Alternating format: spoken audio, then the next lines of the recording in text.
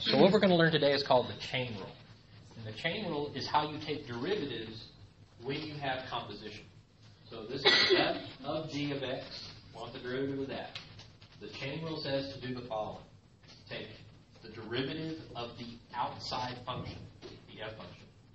Evaluate that at the inside function. And then multiply that by the derivative of the inside function. Okay.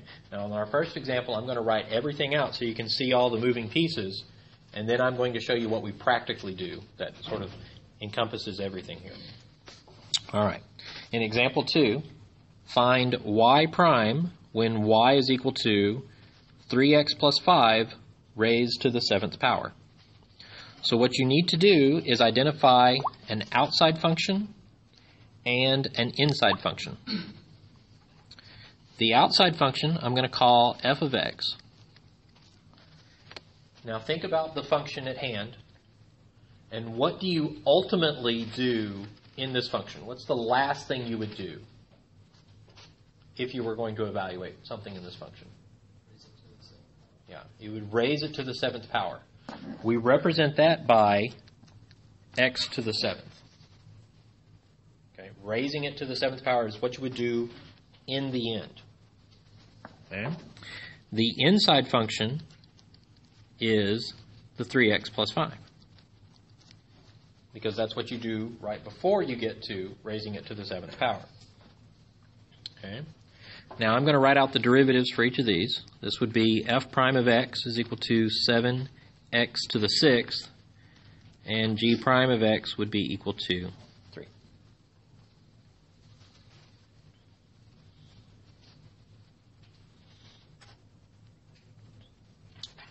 Now, using the formulation for the chain rule, we would get the following. We get y prime is equal to, and the chain rule says to take the derivative of f, which is 7 times something raised to the 6th, evaluate this function at g itself. So here's g. G is 3x plus 5. Times the derivative of g, which is 3. And I can combine the 3 and the 7, they multiply, and I get 21 times 3x plus 5 to the 6th. Okay. That is showing every single step. Okay. Now I'm going to show you what we practically do in order to sort of whip out these with the chain rule. Okay. So the first thing I would do is notice that I would need the chain rule because I'm taking some algebraic expression that's not x and raising it to a power. Okay. So anytime it's something other than x, you're going to use the chain rule. Okay. And I would do the following. I would say, what is the outer function? The outer function is raising it to the 7th power. And I think to myself, how do I take derivatives when I'm raising something to the 7th power? I use the power rule.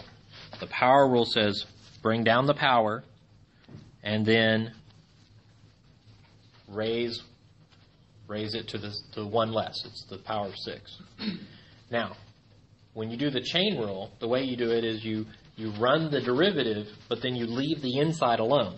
So the inside would stay as 3x plus 5. Okay.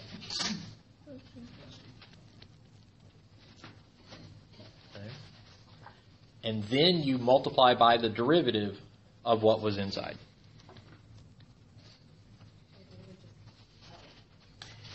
Yeah. It's the same deal. It's the same deal. But it's a way of thinking about it. So when you start with 3x plus 5 to the 7th, bring the 7 down, leave the inside alone, lower the power by 1, and tack on the derivative of the inside piece. Okay? In some sense, what are you doing when you multiply by this derivative of the inside? You are chaining it together. That's why it's called the chain. Chaining it along. Okay? All right, go ahead and try example 3 with your partner. question. Mhm. That's the answer? How did you know when to 21 stop? is. How did you know when to stop there? Like, can't you distribute and then raise it to this big?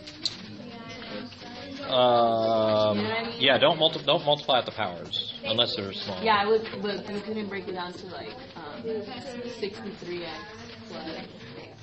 I don't know. 3x to the 6th? Okay, so I didn't. Well, remember, if you multiply out 3x plus 5 to the 6th power, you're going to have 7 terms. No, I'm saying, but you can't distribute like 21 into the parentheses?